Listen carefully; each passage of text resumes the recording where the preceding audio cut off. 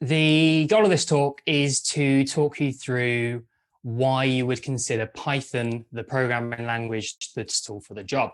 So this is why Python, 5 reasons to embrace your inner Pythonista. Now, if you haven't come across Python before, this is going to be your first little snapshot into the world. So the obvious hello world there, and we've got a for loop and we're printing out some stuff.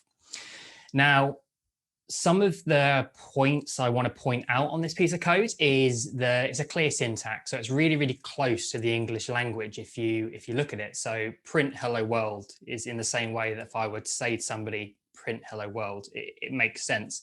I'm not having to kind of system out println or anything. I just go print.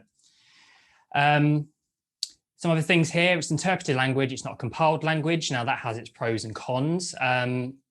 So it's not compiled all in one go like you would do with something like Java, for example, or Go. It's interpreted. Now, technically it is compiled, but everything is compiled by the interpreter on the fly. Now it's dynamically typed. So you can see here we've got a range variable. We're not having to declare that range is a list or an array. It's dynamically typed. We could actually assign a value of a different type to range a little bit later on. We could assign a string, an int, anything, and it would be completely okay. Now, it is also strongly typed. So if you look at the print statement here, we've got hello world. We concatenate it with a string.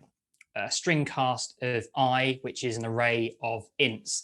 Now, if we didn't have that string cast and we were trying to concatenate a string and an integer, it would blow up. Don't want that. It's strongly typed. Now, and it supports functional and it supports object-oriented paradigms as well, which is really, really handy. So that's kind of your whistle-stop tour of Python in less than a minute. Obviously, it doesn't cover all the bases, but gives you a bit of an idea. So the first reason that you might want to consider Python as your tool of choice is actually more popular than Java. Now, it's a little bit subjective. So this graph that you can see here is actually fresh from GitHub. So from the Octoverse, you can go and visit that.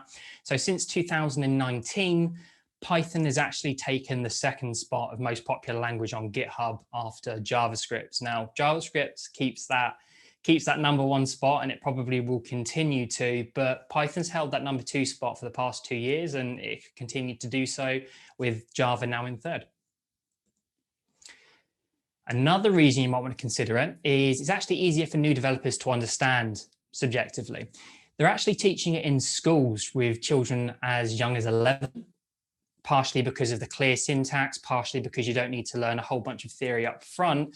But it's totally a language that's very, very easy to pick up. So perhaps you're working with somebody that isn't kind of the seasoned developer that you may be. It's a really good way of kind of both working together on a tool, for example, or a great way to learn a second language because you can pick it up very, very quickly. Number 3, the big players use it. So Facebook, Google, Spotify, Instagram. So Spotify use it for backend services and for a lot of data analysis there. Google tend to favor it, and when they can't use it, they use C++. Instagram, they very famously say that they've got the largest Django, which is a web framework in Python, the largest Django deployment of all time.